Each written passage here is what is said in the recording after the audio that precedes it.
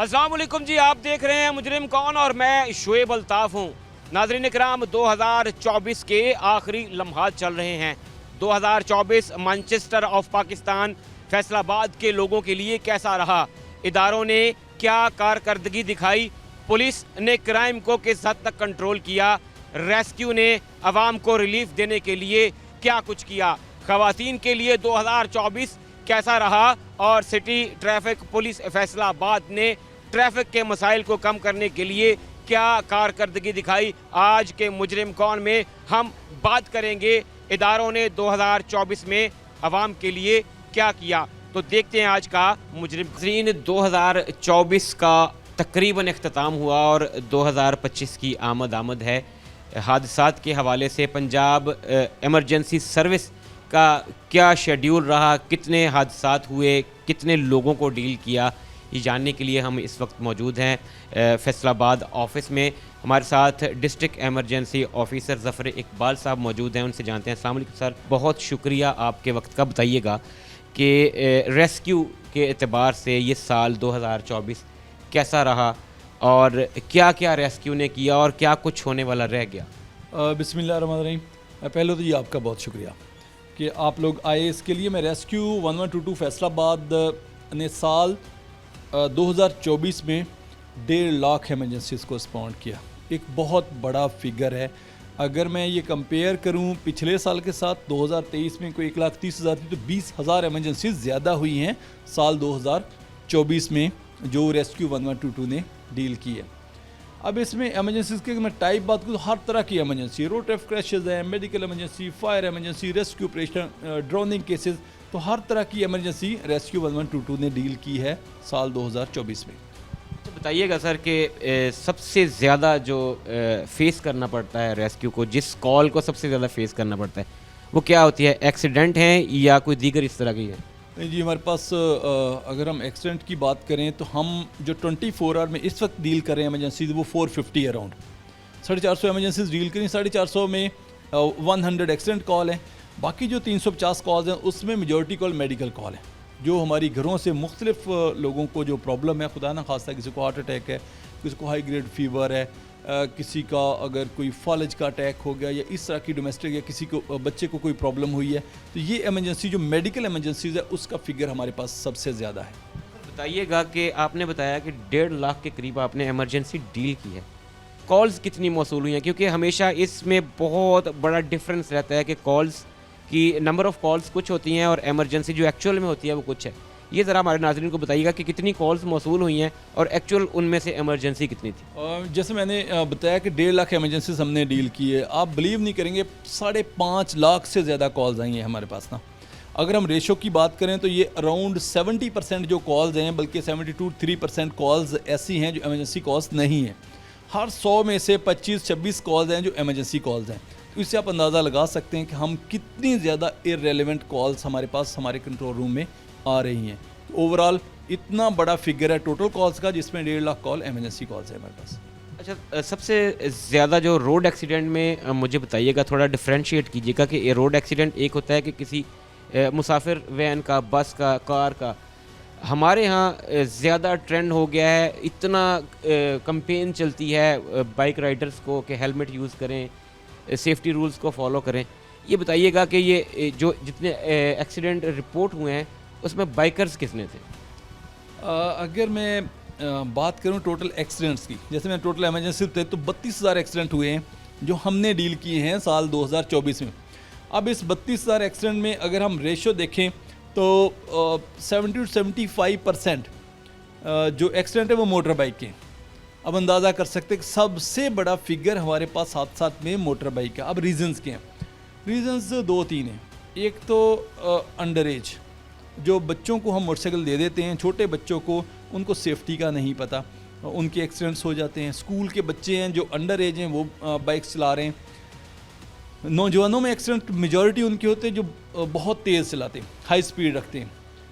और डेथ की रेशियो अगर मैं बात करूं तो हादसा जितने भी होते हैं, यकीनन अगर मोटरसाइकिल हादसा ज़्यादा हो रहे हैं तो डेथ भी उन्हीं में ही ज़्यादा हो रही है। और डेथ किस वजह से? हेड इंजरी से। हमारे बाइकर्स इतनी कैंपेन्स चला चुकी है गवर्नमेंट लेवल पे भी, हेलमेट नहीं पहनते। हम लोग बाइक चलाते हेलमेट नहीं पहनते। जब हम हेलमेट नहीं पहनते तो एक्सीडेंट की सूरत में सर नीचे लगता है, हेड इंजरी होती है, जिससे खुदा न खास्ता डेथ भी हो जाती है। तो मोटरसाइकिल का बड़ा फिगर है। मेरी रिक्वेस्ट है सारे मोटरसाइकिल यूज़र से कि वो हेलमेट पहने और अपनी स्पीड को स्लो रखें। जब हम स्लोअर स्पीड में चलाएंगे तो एक्सीडेंट के चांसेस भी कम हैं। खुदा न खास्ता एक्सीडेंट होगा तो उसमें कोई इंजरीज या चोटें भी कम आएंगी। सर हम तो इतनी मसरूफ़ कौम है कि हेलमेट हम बाइक की टंकी के ऊपर कैरी करके जाते हैं अक्सर, या लेग गार्ड के साथ लटकाया हुआ होता है। सिर्फ चालान के डर से वार्डन को देख के जो है वो अक्सर हम हेलमेट पहन लेते हैं। ये बताइएगा कि ओवरऑल जो फैसलाबाद डिस्ट्रिक्ट की पोजीशन है मुख्तलिफ हादसात और इसको ज़रा डिफ्रेंशिएट कीजिएगा। फायर केसेस कितने हुए, एक्सीडेंट्स आपने बता दिए, इसके अलावा ड्राउनिंग केसेस, बिल्डिंग कोलैप्स के जितने, ये ज़रा हमारे नाजरीन को बताइएगा कि 2024 किस कदर हॉरेबल रहा हादसात के पॉइंट ऑफ व्यू। मैं बात करूं जैसे हादसात में रोड ट्रैफिक क्रैश से भी अगर हम देखें हर साल बढ़ रहे हैं। 2023 में अगर हमने 30,000 हादसात को डील किया तो 2024 में 32,000 को हमने डील किया है हादसात को, जो 2024 में 2,000 हादसात बढ़ गए। अब आग लगने के वाक़यात भी हमारे पास रोज़ बढ़ रहे हैं। अगर मैं बात करूं 2023 की तो उसमें 1600 थी, तो 2024 में 2,400 आग लगने के वाक़यात ज़्यादा हुए हैं जो हमने 2024 में डील किए। अल्हम्दुलिल्लाह इन 2000 वाक़यात पे हमारी गाड़ियाँ टाइमली पहुँची हैं और लोगों का अरबों का नुकसान उसमें सेव किया गया। और डूबने के वाक़यात, मुख्तलिफ वाक़यात जो डूबने के हुए, तो इस साल में 108 मुख्तलिफ जगह पे जो एक्सीडेंटल भी हैं, खुदा न खासा हादसाती तौर पे कोई डूब गया, कुछ सुसाइड केसेस भी हैं जिसमें लोगों ने छलांग लगा दी है। तो 108 जो डूबने के वाक़यात वो हमने डील किए। सर सबसे जो बड़ा अलमिया है हमारा वो ये है कि जब हमारे साथ खुद इमरजेंसी कोई पेश आती है तो हम कहते हैं कि जी रेस्क्यू की लाइन बिजी थी, हमारा एक्सीडेंट की नेचर इस तरह की थी कि जी हमें गाड़ी की ज़रूरत थी और उन्होंने बाइक राइडर भेज दिया रेस्क्यू वाला। इसको बताइएगा कि कैसे डिफ्रेंशिएट करते हैं कि नेचर ऑफ इंसिडेंट या एक्सीडेंट जो है वो आपको कॉल से पता चल जाता है, या फिर इसको कैसे डिफ्रेंशिएट कैसे करते हैं कि ये मेजर एक्सीडेंट है, ये माइनर होगा, इसके लिए राइडर काफ़ी है, इसके लिए गाड़ी मूव करें। मैं दो चीज़ें ऐड करूँ जी। हमारे पास बहुत सारी इमरजेंसीज ऐसी हैं जो सिर्फ फर्स्ट एड होती है। थोड़ा सा कोई बंदा गिरा, उसको रगड़े आई थी, हमें कॉल आ गई, तो हमारा बाइकर गया, उसने पायोडीन लगाई और उसको पट्टी करके उधर ही फारिग कर दी। वो खुद भी हॉस्पिटल नहीं जाना चाह रहे होते, तो वहीं पे उसको हमने फर्स्ट एड देके फ्री कर दिया। मेडिकल इमरजेंसीज में भी बहुत सारी इमरजेंसीज ऐसी हैं जो पेशेंट को हॉस्पिटलाइज करने की ज़रूरत नहीं होती, वो सिर्फ बाइक पे उनको फर्स्ट एड दे दी जाती। अब के डिफ्रेंशिएट कैसे करते हैं? हर सीरियस इंसिडेंट जो कि कॉल जब हमारे कंट्रोल में आती है उसमें नेचर ऑफ इंजरी से ही कॉलर से इन्फॉर्मेशन लेके पता चल जाता है। फिर भी हमारी कोशिश होती है, बाइक चूँकि अगर ट्रैफिक कहीं पे बंद भी है तो बाइक निकल जाएगी, एम्बुलेंस को पहुंचने में थोड़ी देर भी लग सकती है। हमारी आपने देखा है फैसलाबाद की ट्रैफिक, जिस कदर हमारे पास बाइक्स और चिंगची रिक्शे हैं, बड़ा मुश्किल है इमरजेंसी व्हीकल का वहाँ से मूव करना। तो बाइकर जाके फर्स्ट एड प्रोवाइड कर देता है, उसके बाद एम्बुलेंस जाके अगर हॉस्पिटल शिफ्ट करना पड़ता है उसको शिफ्ट कर देती है। अब समटाइम्स ऐसे होता है, जैसे आपने कहा कि जी अगर किसी ने कहा हमें तो एम्बुलेंस चाहिए थी, बाइक चली गई, तो कंट्रोल से हम कोशिश करते हैं प्रॉपर गाइड करें लोगों को कि भाई इस वक्त कोई एम्बुलेंस अवेलेबल नहीं है, सारी एम्बुलेंसेज एमरजेंसीज में बिजी हैं, सो सिर्फ हमारी बाइक आएगी। हम उसको बाइकर प्रॉपर गाइड भी कर देता है कि एम्बुलेंस को फ्री होने में आधा घंटा लगेगा। उस दौरान अगर आप अपनी किसी चीज़ पे शिफ्ट करना चाहते हैं तो आप शिफ्ट कर सकते हैं, अदरवाइज आधे घंटे के बाद हमारी एम्बुलेंस आएगी। बीइंग डिस्ट्रिक्ट हेड, क्या मैसेज देंगे फैसलाबाद की आवाम को कि हादसात में नुमायाँ कमी लाई जा सके और हमें खुदा ना खास्ता अगर ज़रूरत पड़ती है तो रेस्क्यू तक वही कॉल्स पहुँचें जो बनती हैं? क्या मैसेज देंगे? दो जी, एक तो मैं बाइकर्स के लिए कहना चाह रहा हूँ, मोटर बाइक पेरेंट्स को चाहिए कि वो अपने छोटे बच्चों को मोटर बाइक नहीं दें। एक दूसरा, जितने भी मेरे नौजवान हैं वो मोटर बाइक चलाएं तो हेलमेट पहनें, अपनी स्पीड को ज़रा स्लो रखें। आप स्लो स्पीड में होंगे तो आप सीरियस इंजरी से बच जाएंगे। सर्दी आ रही है, धुंध हो जाती है, रात को सडनली पैचेस में भी आ जाते हैं, तो be very careful while you are driving इस धुंध के अंदर। एक और जिसकी हमें इमरजेंसी रिपोर्ट होना शुरू हो गई है वो है कि हम ना कपड़ा लपेट लेते हैं, कोई बड़ी सारा मोटरसाइकिल चलाते हो और हमारी ख़वातीन है वो चेन में आ जाता है, ये व्हील में, उससे बड़ी सीरियस इंजरी होती हैं। अभी लास्ट वीक एक खातून की डेथ हो गई कि उसका कपड़ा उसकी बाइक में आ गया और वो गिरी है सर के बल, हेड इंजरी होगी, उसकी डेथ होगी बेचारी की। तो अपना बहुत ख्याल रखें। नौजवानों को, आदमियों को मैं तो समझता हूँ कि बाइक चलाते हुए जैकेट और कोई टोपी वगैरह लेनी चाहिए। कोशिश करें कि कपड़ा लपेट के ना चलाएं। ख़वातीन जो पीछे बैठे वो अपने कपड़े को इस तरह से लपेट लें कि वो कहीं चेन में ना आ जाए, हादसे का शिकार ना हो जाए। Thank you. नाजरीन, ज़फ़र इकबाल साहब हमारे साथ मौजूद थे, डिस्ट्रिक्ट एमरजेंसी ऑफिसर हैं फैसलाबाद के, और उन्होंने बताया कि किस तरह रेस्क्यू को 5 लाख से ज़ायद कॉल्स मौसूल हुई हैं 2024 में, जिसमें से 1,50,000 एमरजेंसीज डील की हैं। बाकी कॉल्स जो हैं वो इर्रेलेवेंट थी। यहाँ पे आवाम के लिए बहुत लाउड एंड क्लियर मैसेज है कि ये इदारे आपके लिए हैं, हुकूमत आपके लिए है, इदारे हम वक्त आपकी सर्विसेज के लिए तैयार हैं, लेकिन खुदारा आपकी एक गलत कॉल जो है वो किसी और डिज़र्विंग का हक मार सकती है। तो उतनी ही कॉल कीजिए, उस वक्त कॉल कीजिए जब आप समझते हैं कि आप किसी वाकई में इमरजेंसी का शिकार।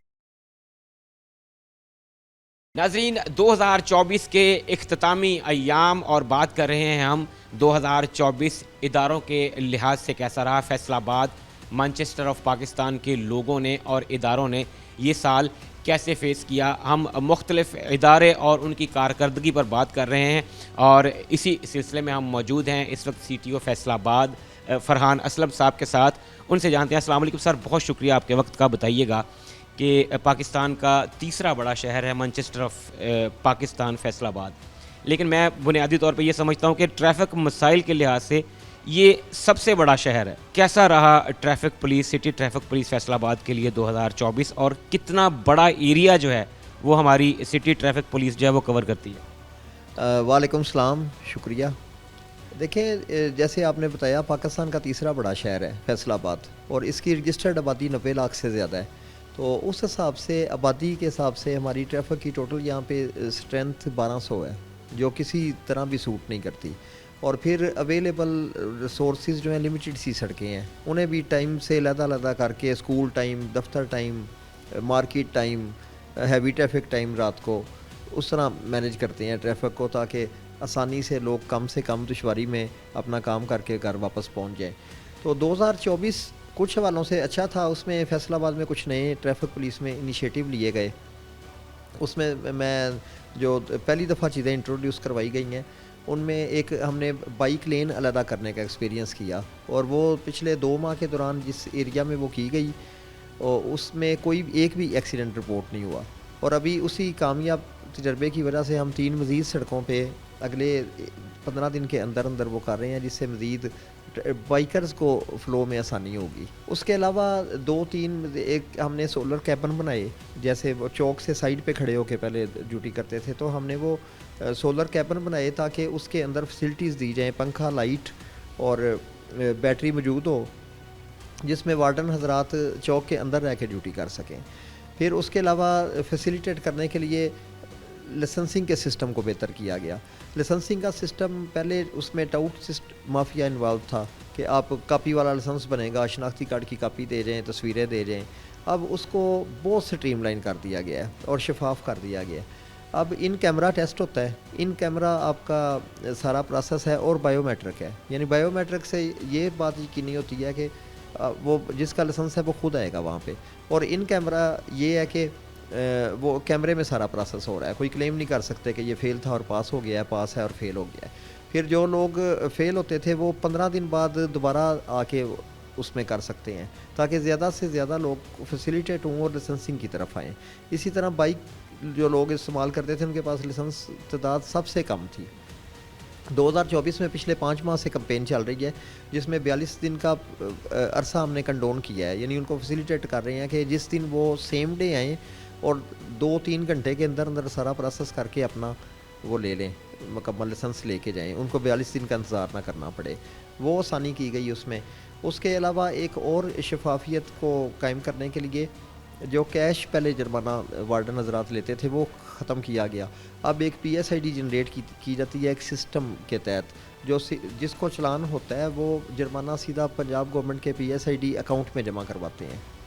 और इसके एक और ट्रैफिक के लिहाज से 2024 में बहुत इम्प्रूवमेंट हुई कि उसमें आपकी international licensing, renewal, duplicate, last report, जो ट्रैफिक सर्विसेज थी लाइसेंसिंग फील्ड टेस्ट के अलावा, वो सारी एक जगह पे वन विंडो ऑपरेशन के तहत ऑनलाइन कर दी गई। यानी 24 घंटे सेंटर हैं, वहाँ पे आप किसी भी टाइम आएँ, जिस तरह नादरा ऑफिस में आप जाते हैं, आके अपनी सर्विसेज लेके बाइज़्ज़त तरीके से आप हासिल कर सकते हैं। इवन बल्कि जो लर्नर लाइसेंस है वो तो ऑनलाइन आप मोबाइल से भी हासिल कर सकते हैं। बताइएगा कि ये एक लंबी फहरिस्त है जो आपने कहा कि इनिशिएटिव लिए गए हैं, और इसमें कोई शुबा नहीं कि ये बहुत अच्छे इनिशिएटिव हैं, और अगर इनका तसलसल बरकरार रहे तो बहुत सारे मसाइल हल हो सकते हैं। चालान और जो बेटरमेंट है शहरियों के पॉइंट ऑफ व्यू से, कितने चालान किए गए पूरे साल 2024 में, क्योंकि हमने दीगर इदारों से भी जो डाटा कलेक्ट किया है उसमें जो एक्सीडेंट्स की रेशो है वो हमारी फैसलाबाद की शायद ख़तरनाक हद तक है। उसकी रीज़न भी शायद यही है कि एक तो अवेयरनेस लोगों में नहीं है, छोटे बच्चे, बाइक राइडर्स, रिक्शा ख़ास तौर पे जो हैं ये मूजब बनते हैं एक्सीडेंट का। अच्छा, कितने चालान किए गए, कितने लोगों को वार्निंग दी गई, और एक बहुत अच्छी कंपेन आपने मिस की जो हमें याद रहेगी, हेलमेट कंपेन जो है सिटी ट्रैफिक पुलिस फैसलाबाद ने, मेरे ख्याल में पूरे पाकिस्तान में सबसे अच्छी कंपेन जो है 2024 में वो फैसलाबाद सिटी ट्रैफिक पुलिस ने जो है वो लॉन्च की थी। बताइएगा कि ये जो चालान हैं और फिर लोगों को जो इनकरेज करना है लाइसेंसिंग की तरफ आने के लिए, उस पॉइंट ऑफ व्यू से कैसा रहा ये साहब? जी, ये देखें, इसके दो पहलू हैं। पहले है कि एजुकेट करना, लोगों को बताना, वो हमारी एजुकेशन टीम भी है एक, ख़ुद भी हम एजुकेट करते हैं। जैसे आपने बताया कि हेलमेट के लिए लोगों को एजुकेट करें कि आप हेलमेट पहने ताकि हेड इंजरी से बच सकें। और उसके बाद है कि वायलेशन पे इन्फोर्समेंट, उसमें चलान आ जाते हैं। तो टोटल मैं अभी फिगर देख रहा था, 10 लाख से ज़्यादा वायलेशंस पे चलान किए गए। और वो भी बेसिकली उसमें पॉजिटिव पहलू होता है कि लोगों को पाबंद किया जाए कि वो रूल्स को, लॉज को फॉलो करें। उसमें उनकी अपनी लाइफ और प्रॉपर्टी इन्वॉल्व होती है, दूसरे की भी, जो उनका पासर भाई है उसकी भी उन पर डिपेंडेंट होते हैं। तो इसमें कुछ जैसे आपने जिक्र किया, इसमें हमें जो मज़ीद टारगेट्स हैं, अगले जो चीज़ें हमारी स्ट्रीमलाइन नहीं हो सकी, वो उसमें सबसे बड़ा फैक्टर है इंक्रोचमेंट। इंक्रोचमेंट्स जो हैं वो उसमें हमने अब TMA से भी रब्ता किया है, FDA से भी, ताजर कम्युनिटी से भी मीटिंग करके उनको कन्विंस करते हैं कि जब सड़क देखें 2 लाइन या 3 लाइन या सिंगल लाइन रोड है, वो सड़क कम से कम ट्रैफिक के लिए अवेलेबल हो। जब उस पर इंक्रोचमेंट हो जाएगी, रेडियाँ आ जाएंगी, या पार्किंग अलहदा, पार्किंग के लिए स्पेसिफाइड जगह नहीं है, सड़कों पे पार्किंग भी हो रही है, रेडी बाज़ार या मॉडल बाज़ार उस तरह उस तादाद में इस शहर की मुनासबत से नहीं है, बिज़नेस भी रेडियों का सारा सड़कों पे हो रहा है। और इंक्रोचमेंट फिर वो दुकानों के आगे जो स्टॉल वाला है वो आपको पता है। ये जो हम सड़कों पे बम चलते फिरते देख रहे हैं कि एक मोटरसाइकिल है, उसने आप पीछे 6 मुसाफिर बिठाए हुए हैं, चिंगची रिक्शा जिसे हम कहते हैं, सबसे बड़ा सिंपैथी फैक्टर भी ये गेन करते हैं। इनके साथ किसी भी आम शहरी का अगर तनाज़ा हो जाता है तो पहला लफ्ज़ जो सुनने को मिलता है वो होता है माड़ा बंदा, कि जी रोज़ी कमाने के निकले हुए हैं। अच्छा, इनको लेन डिसिप्लिन, इनको विद इन जो स्ट्रीम होती है उसकी ट्रैफिक रूल्स की, ये लाने के लिए क्या कोई ऐसी स्पेसिफिक तैयारी की है ट्रैफिक पुलिस ने? क्योंकि हम देखते हैं एक कंपेन चली वन व्हीलिंग के ख़िलाफ़, वो बड़े ज़ोर शोर से चली, कुछ पर्चे भी दर्ज हुए, ओके, उसमें बेहतरी आ गई। ये वाहद वो फैक्टर है जो रिक्शा एक माफिया मैं ऐसे कहूँगा कि बन चुका है, जो बेलगाम है अभी तक। इसके लिए क्या पॉलिसी है? इसमें देखें, जो लीगल पहले तो एस्पेक्ट एक तय करते हैं ना, उसमें जो ऑटो रिक्शा है, ऑटो रिक्शा एक लीगल सवारी है, उसको तो फैसिलिटेट करने के लिए अब बल्कि पूरे पंजाब में संडे का दिन मखसूस कर दिया गया है कि सिर्फ उन रिक्शा ड्राइवर हजरात को हम लाइसेंस दे रहे हैं। उस दिन और कोई नहीं आते, सिर्फ वो एक ख़ास टाइम में वो उनके लिए अरेंज किया जाता है। तो उसके अलावा जो चिंची वाला आपने, ये तो एक मतलब बड़ा मसला है, इसमें क्रैक डाउन चल भी रहे हैं, उसको मज़ीद भी तेज़ करने की कोशिश करते हैं ताकि जो इलीगल गाड़ियाँ चलाई जा रही हैं, इलीगल जगह ऑक्यूपाई की हुई है, सड़कों को तंग किया हुआ है उन्होंने, उससे छुटकारा हासिल किया जा सके। 1-2 दिन में न्यू ईयर नाइट है सर, और न्यू ईयर नाइट पे ट्रैफिक पुलिस और जो डिस्ट्रिक्ट पुलिस है वो हम बहुत अरसे से देखते आ रहे हैं कि उनके लिए दर्द सर होता है आवाम को उनकी लिमिट्स में रखना। हुल्लड़बाजी, वन व्हीलिंग, और ख़ास तौर पे हमारी जो बड़ी सड़क है ये कैनाल एक्सप्रेस वे, इस पे जो है वो क्या प्लान है इस दफ़ा सिटी ट्रैफिक पुलिस का इसकी रोकथाम के लिए, हुल्लड़बाजी के लिए ठीक है, लोगों का हक है एंजॉय करना, लेकिन विद इन सर्टेन लिमिट्स लोग रहें, इनको कानून के मुताबिक रखा जाए, इसके लिए क्या प्लान है? जी बिल्कुल, जैसे आपने 14 अगस्त पे एक्सपीरियंस किया होगा, उस पे वन व्हीलिंग की कोई भी कंप्लेंट नहीं आई थी। उसी तरह हम करेंगे, बैरियर लगाएंगे और डिप्लॉयमेंट की जाएगी सारे पॉइंट्स पे। और उससे पहले मैं सबको वैसे वार्निंग कह लें या रिक्वेस्ट कह लें जी, कि देखें एक स्टूडेंट्स आमतौर पे ये करते हैं, और जो इसमें इन्वॉल्व हो, जिसका पुलिस रिकॉर्ड बन जाए, वो उसके बाद ना कहीं एडमिशन ले सकता है, ना कहीं जॉब के लिए अप्लाई कर सकता है। तो इस एक छोटे से मज़े के लिए अपना कैरियर ख़राब ना करें। और वैसे उस पर हमारी पूरी इन्फोर्समेंट होगी और स्ट्रेट वे उस पर FIR दर्ज की जाएगी जो भी वन व्हीलिंग या ओवर स्पीडिंग या ख़वातीन फैमिलीज़ को तंग करेगा। नाज़रीन, chief traffic officer Faisalabad Farhan Aslam साहब हमारे साथ मौजूद थे। बड़ी तफसील से उन्होंने बताया है कि किस तरह 2024 में सिटी ट्रैफिक पुलिस फैसलाबाद ने जो है आवाम के लिए क्या नए इकदाम लेने जा रही है सिटी ट्रैफिक पुलिस, और 2025 में क्या अज़ाइम है। यहाँ पे ख़ास तौर पे नौजवानों के लिए CTO फैसलाबाद का ये पैगाम था कि आप कानून पर अमल दरामद करेंगे तो ख़ुद महफूज रहेंगे और दूसरों को भी महफूज रखेंगे, और साथ ये कि आपकी एक छोटी सी गलती आपके मुस्तकबिल को दांव पर लगा सकती है। नाज़रीन, 2024 में बात हो रही है इदारों की कारकर्दगी की, और यहाँ पे पुलिस डिपार्टमेंट जराइम की रोकथाम में कैसी रही, 2024 क्राइम के हवाले से कैसा रहा, ये जानते हैं। हमारे साथ मौजूद हैं सिटी न्यूज़ नेटवर्क के सीनियर क्राइम रिपोर्टर तैयब मकबूल। उनसे अस्सलाम वालेकुम तैयब भाई, बहुत शुक्रिया आपका। बताइएगा कि 2024 के इख्तितामी लम्हात चल रहे हैं, कैसा रहा 2024 फैसलाबाद में, ख़ास तौर पे क्राइम के हवाले से क्या कुछ किया पुलिस ने, और 2025 में किन अज़ाइम के साथ जो है वो पुलिस दाखिल हो रही? बहुत शुक्रिया शुएब। एक तो गुज़िश्ता साल के निस्बत को 10,000 मुकदमात इस बार ज़्यादा दर्ज हुए हैं। अच्छा, ये हर साल इनकी तादाद बढ़ती जाती है क्योंकि आबादी के लिहाज से क्राइम भी बढ़ता है। इसमें जो 10,000 मुकदमा ज़्यादा दर्ज हुए हैं उनमें उनका गुड वर्क भी शामिल है, मंशात बरामदगी वगैरह भी शामिल है। अच्छा, मैं आपको यहाँ पर बताऊँ कि ख़वातीन और बच्चों के ख़िलाफ़ जितने भी जराइम हैं सब में इजाफा रिपोर्ट हुआ है, और स्ट्रीट क्राइम के कुछ हेड्स ऐसे हैं जिनमें इजाफा हुआ, ज़्यादा ऐसे हैं जिनमें कमी हुई। मोटरसाइकिल चोरी में कमी हुई है, लेकिन मोटरसाइकिल छीनने की वारदातें बढ़ी हैं। चोरी में कमी हुई, लेकिन नकबजनी यानी ताले तोड़कर चोरी करने उसमें इजाफा हुआ। राहजनी स्नैचिंग भी कम हुई है, दुकानें घर लूटने की वारदातें भी कम हुई हैं।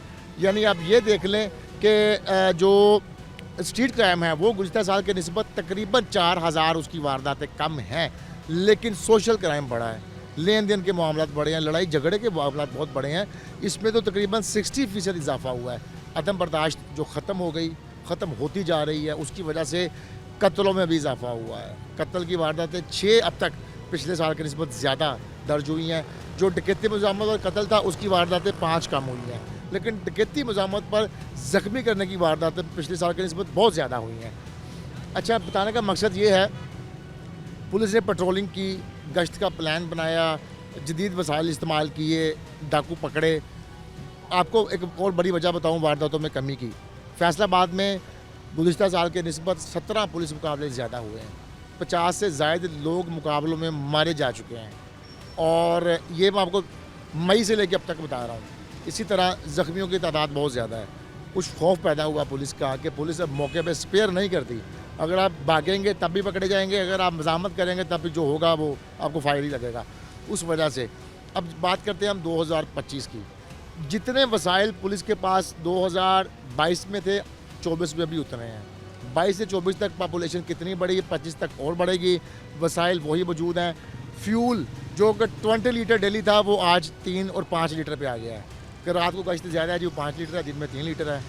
और गाड़ियों की जो हालत है वो आउट ऑफ सिटी रेड करने नहीं जा सकती, ज़ाती गाड़ियों पे उनको जाना पड़ता है। इसी तरह पुलिस के पास बुलेट प्रूफ जैकेटें ना होने के बराबर है। जिसने रात को गश्त करना है, डोलफोन लीड ने किसी वक्त भी मुकाबला हो सकता है। या आप ख़तरनाक मुलजमान पर रेड करने जा रहे हैं, बुलेट प्रूफ जैकेट्स होनी चाहिए। उनकी तादाद इतनी कम है कि एक ही वक्त में अगर 10 रेड मुख्तलिफ मकामात पर करने पड़ जाएँ तो सिर्फ 2 टीमें पहन सकती, बाकी टीम वो नहीं पहन सकेंगी। फ़ंड्स में इजाफा हुआ। अभी जो आखिरी 3 महीने इस साल के हैं, सेकंड हाफ माली साल का, उसमें फैसलाबाद पुलिस को 3 माह के लिए 1 अरब 57 करोड़ रुपया मिला है, बशमूल तनख्वाहें। तनख्वाह तीसरा हिस्सा निकाल लें तब भी पुलिस के पास बहुत सारी रकम बचती है। और इसके साथ साथ पुलिस के प्रोजेक्ट्स अभी भी मुकम्मल नहीं हुए। थाना रज़ाबाद मुकम्मल नहीं हो सका, CPO ऑफिस जो बनना था वो मुकम्मल नहीं हो सका, और जो मुकम्मल हुआ थाना सिविल लाइन वो खस्ता हाल होना शुरू हो गया। जो सिप्स स्पेशल इनिशिएटिव पुलिस स्टेशन बनाए गए थे, 22 से मेकअप किया गया था, पीछे हालत वही थी। अब बाहर वाले चेहरे की हालत भी बैक साइड वाली होती जा रही है। कहीं पर लीकेज है, कहीं पे जो वाइट वाश है वो उड़ चुका है। जो अच्छा फर्नीचर बनाया रखा गया था बड़ा महंगा, वो टूट फूट का शिकार है। जो उधर टोकन के लिए मशीनें रखी थी, 7-7.5 लाख की एक मशीन थी, वो 90% ख़राब पड़ी हैं। पुलिस के हालात वही हैं। उसके बावजूद लकीली फैसलाबाद में स्ट्रीट क्राइम दूसरे साल के निस्बत कम हुआ है। हम ये उम्मीद करते हैं कि 25 में इंशाल्लाह मज़ीद कम होगा। अच्छा, तो ये भाई आपकी ग्रिप है माशाल्लाह क्राइम पे बहुत ज़्यादा, आला अफसरान से भी आप इंटैक्ट रहते हैं। बताइएगा कि जो मुख्तलिफ तरह की फोर्सेस हमें देखने में आई, कभी घुड़सवार पेट्रोलिंग, कभी जो है वो पुलिस के ईगल स्क्वाड्स और कभी डॉल्फिन। बताइएगा कि स्पेसिफिकली डॉल्फिन जो है ये जब इसका इनिशिएटिव लिया गया, जब स्टार्ट हुई तो इसकी एक धाक थी आवाम में। अभी डॉल्फिन फोर्स की कारकर्दगी को आप किस नज़र से देखते हैं? शुएब, पहले आपको बता दूं, ये जो घुड़सवार फोर्स है ना, माउंटेन पुलिस जिसे कहते हैं, ये सिर्फ सोशल मीडिया की हद तक है। आप खुद बताएं, वो जो हमारे रोड्स हैं वहाँ पे घोड़े के ऊपर जाकर डाकू पकड़ सकते हैं। ये सिर्फ एक दिखावा है थोड़ा सा कि जी हम ये भी कर रहे हैं। पुराने वक्तों में होती थी जब रूरल एरिया बहुत ज़्यादा था, अब तो सारा अर्बन एरिया आपको पता है। अच्छा, अब दूसरी बात आपने की डॉल्फिन की। डॉल्फिन फोर्स एक्चुअली कायम की गई थी सिर्फ स्नैचिंग रोकने के लिए, वारदात स्ट्रीट क्राइम रोकने के लिए। अब जो डॉल्फिन के DSP साहब यहाँ पर तैनात हुए, मोहम्मद ताहर, उन्होंने ये कहा डॉल्फिन को कि डाकू आप पकड़ नहीं सकते, आपकी कार्रवाई चाहिए। नंबरिंग रख दी, मंशियात वाला पकड़ेंगे 5 नंबर, आप काइट फ्लाइंग पकड़ेंगे 3 नंबर, आप पकड़ेंगे अप्लाइड फॉर मोटरसाइकिल आपके 4 नंबर 5 नंबर। अब वो नंबर गेम पूरी करने के लिए डाकू के 10 नंबर 20 नंबर वो होता है नहीं। उन्होंने कहा ये छोटे छोटे काम करो, 10 डेली अप्लाइड फॉर बाइक से बंद कर दो, एक बेचारा 10 अनार लेके जा रहा है उसको पकड़ के पर्चा दिलवा दो। इस तरह नंबर गेम पूरी हो रही है। डॉल्फिन फोर्स अपने एक्चुअली जो उनका मकसद था स्ट्रीट क्राइम रोकना, उससे हट गई है।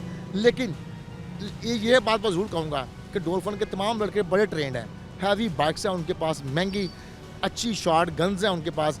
अब तक फैसलाबाद में डॉल्फिन के जितने लाइव एनकाउंटर हुए हैं उसमें डॉल्फिन खुद भी सेफ रही है, उन्होंने पब्लिक को भी सेफ रखा है। ट्रेंड बहुत हैं वो, लेकिन ये नंबर गेम ख़त्म करके उनको सिर्फ फोकस किया जाए कि आपने स्ट्रीट क्राइम ही रोकना है। 1.5 साल अब ना पकड़े मंशियात पकड़ने के लिए एंटी नारकोटिक्स फोर्स है, पुलिस है, एक्साइज है, आपका काम नहीं है।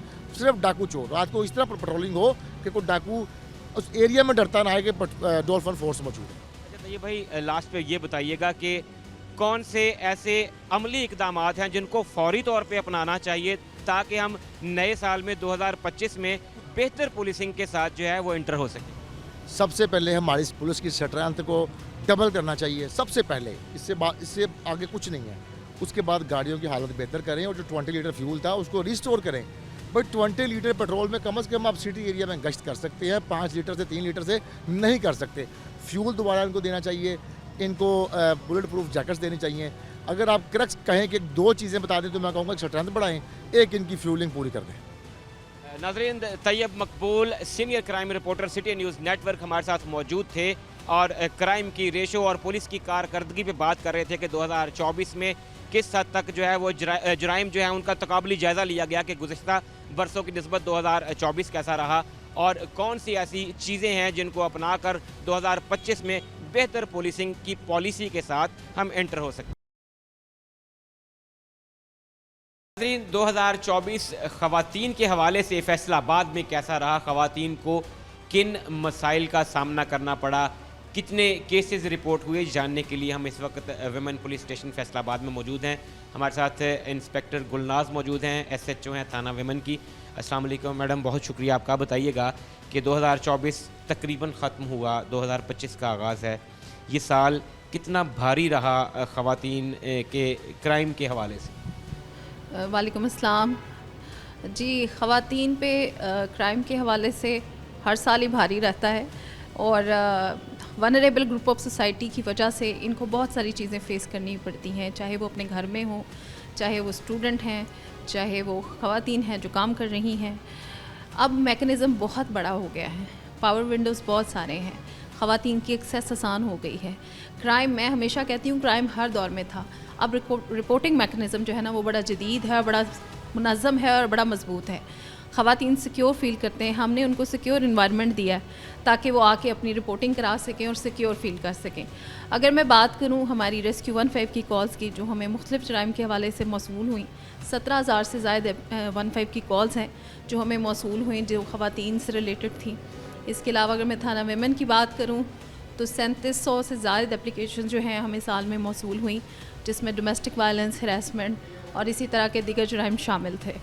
तहफ़्फ़ुज़ मरकज़ पे भी इसी तरह तकरीबन 300 के लगभग एप्लीकेशन रिसीव हुई और इसी तरह मुख्तलिफ ऑफिस में ख़वातीन से रिलेटेड क्राइम की एप्लीकेशन रिसीव हुई। मैडम बताइएगा कि जब कोई इस तरह की डोमेस्टिक वायलेंस की या लड़ाई झगड़े की जिस पे खुदा न खास्ता नौबत डाइवोर्स तक, तलाक तक या फिर बाज़ औक़ात मर्डर तक भी पहुंच सकती है, कितना मुश्किल होता है दोनों फरीकैन को कायल करना, और इसमें जब आप सालिसी का किरदार अदा करते हैं तो ये सारा कैसे होता है, ये सारा निज़ाम? ये वाकई मुश्किल काम होता है, ये इतना आसान नहीं होता क्योंकि दोनों पार्टीज़ उस वक्त पीक पे होती हैं। वो चाहते हैं कि हमारी फ़ौरन FIR दर्ज कर दी जाए ज़ाहिर है ख़ातून की साइड से। जब उसके ऊपर ऐसा तशद्दुद किया जाता है जिस पे मेडिकल नहीं एग्जिस्ट कर रहा होता या लड़ाई झगड़ा बातों तक होता है, तानों तक होता है, तो हमारी कोशिश होती है कि इस चीज़ को ओवरकम करके हम इसको बिठा सकते हैं एक जगह पे। तो फिर कहीं दबका चलता है, कहीं मोहब्बत चलती है, कभी प्यार से। और सबसे बड़ा इशू ये होता है कि जो बच्चों वाली ख़वातीन हैं वो आज इस मसले से तो निकल जाएंगी। मेरी हमेशा उनसे यही बात होती है कि आज आप शौहर से तो निजात पा लेंगी जी, आपको मारता है या आपको तंग करता है, लेकिन लामहला वो आपके बच्चों का रिस्पॉन्सिबल है, उसने रिस्क कमा के आपके बच्चों को खिलाना है। लेकिन एक स्टेज ऐसी भी आती है कि ख़वातीन शौहर को छोड़ के तो चली जाती हैं, तो अगले कुछ अरसे में एप्लीकेशन आ जाती कि भाभी मार रही है, भाई तंग कर रहा है, मुझे वहाँ पे रहने नहीं दिया जा रहा, मुझे वहाँ से निकाल रहे हैं। तो ये सारी चीज़ें हम उनको समझाते हैं, दिखाते हैं, बताते हैं, बहुत सारी एग्जांपल्स होती हैं हमारे पास। तो फिर हम किसी ना किसी तरीके से उनको सुलह की तरफ ले आते हैं। मकसद सिर्फ ये होता है कि माशरे को बिगाड़ से बचाया जाए और जहाँ पुलिस को बेहतर किरदार अदा कर सकती वो ज़रूर करें। अच्छा, ये बताइएगा कि ख़वातीन पे तशद्दुद जो करती हैं, एक ख़ातून को दूसरी ख़ातून से जो ख़तरात लाहक होते हैं, उस तरह के कितने आपको याद है कि केसेस यहाँ पे रिपोर्ट हुए? क्योंकि अक्सर देखने में ये आया है कि कहा यह जाता है जी मेल डोमिनेट सोसाइटी है, मर्दों का मुआशरा है, तो ख़वातीन पे जुल्म किया जाता है। कुछ केसेस ऐसे भी रिपोर्ट होते होंगे जहाँ खातून ही खातून के हाथों जो है वो तशद्दुद का या ज़्यादती का निशाना बन रही है, ऐसे कितने केसेस हैं? मैं नंबर तो नहीं आपके साथ शेयर कर सकती क्योंकि हर एप्लीकेशन में ख़वातीन जो है मौजूद होती हैं, मुद्दई साइड पे भी और इल्ज़ाम साइड पे भी। बाज़ औक़ात डायरेक्ट तशद्दुद में वो इन्वॉल्व होती हैं ख़वातीन और बाज़ साइडों पे इनडायरेक्टली, यानी कि खातून ये कह रही होती है कि मेरी सास जो है वो मेरे हस्बैंड को इतना ज़्यादा प्रेशराइज़ कर देती है कि वो मुझ पर हाथ उठाता है, या बहन इतना प्रेशराइज़ कर देती है कि मेरा शौहर मुझे मारता है, या देवर या जेठ जो है वो माँ के कहने पे खातून को गाली गलोच कर रहे हैं या उसको हरास कर रहे हैं। तो ख़वातीन अगर तो वो अच्छे तरीके से अपने घर को मैनेज कर सकती हों तो ये लड़ाइयाँ वो ख़ुद भी कंट्रोल कर सकती हैं। एक बच्ची है, एक खातून है, कोई भी फीमेल है, वो अपने ऊपर होने वाले जुल्म, ज़्यादती या वायलेंस को रिपोर्ट किन तरीक़ों से कर सकती है? बहुत सारे तरीके हैं। वो 15 के थ्रू, जैसे कि मैंने पहले बताया है, उसके थ्रू भी पुलिस से मदद ले सकती है। मुख्तलिफ सेफ्टी ऐप्स हैं, उनके थ्रू भी कर सकती है। हमारा 1787 IG साहब का कंप्लेंट सेल है, उसके थ्रू भी इट्सेल्फ पुलिस स्टेशन जहाँ आप बैठे हैं हमारे पास बेतहाशा ख़वातीन आती हैं। इसके अलावा तहफ़्फ़ुज़ मरकज़ है, इसके अलावा हमारा वर्चुअल वुमेन पुलिस स्टेशन है, वो भी सारे मैकेनिज़्म को देखता है और इसकी फ़ीडबैक को मॉनिटरिंग करता है। बहुत सारे प्लेटफॉर्म हैं। आपको बस इस चीज़ को इंश्योर करना चाहिए ख़वातीन को कि हम उनकी मदद के लिए यहाँ मौजूद हैं। क्या पैगाम देंगी ख़वातीन को? नए साल में इंटर होने जा रही हैं वो, क्या अज़्म, क्या चीज़ लेकर वो नए साल में दाखिल? सबसे पहले उनके माँ बाप को मैं ये मैसेज दूँगी कि अपने बच्चों के एतमाद को अपने घर से स्टार्ट कराएँ। उनको ये बताएँ कि वो अकेले नहीं हैं, हम उनकी बैक पे हैं। दूसरा ये कि सोसाइटी वालों को भी चाहिए कि बच्चियों को, जो नई काम करने वाली बच्चियां हैं, ये पढ़ने वाली बच्चियां हैं, उनके लिए बजाय ये कि परेशानियों का बाइस बनाएं, उनको कंफर्टेबल करें, उनको तंग ना करें। और बच्चियों से भी मेरी रिक्वेस्ट है कि ख़ुद को साबित करने के लिए मेहनत करें, अपनी डायरेक्शन मुतय्यन करें, अपने आप को एम्पावर करने के लिए ना सिर्फ पढ़ें, तालीम हासिल करें, हुनर सीखें और जॉब्स करें या बिज़नेस करें ताकि वो अपने आप को इंडिपेंडेंट और मजबूत खातून साबित कर सकें। नाज़रीन, इंस्पेक्टर गुलनाज SHO थाना विमेन हमारे साथ मौजूद थी और उन्होंने बताया कि 2024 ख़वातीन के हिसाब से किस तरह रहा और वो पुरुम्मीद हैं कि 2025 में हमारी ख़वातीन ज़्यादा इंडिपेंडेंट होंगी और नए अज़्म के साथ इस मुल्क की तामीर व तरक्की में अपना भरपूर किरदार अदा करें। नाज़रीन, आज के मुजरिम कौन में हमने आपको दिखाया कि 2024 में इदारों की क्या कारकर्दगी रही, किस तरह 2024 फैसलाबाद के लोगों का गुजरा और इदारों ने उनकी बेटरमेंट, उनकी सहूलियात के लिए क्या इक़दामात किए। शुएब अल्ताफ़ को टीम मुजरिम कौन के साथ दीजिए इजाज़त। अल्लाह हाफ़िज़।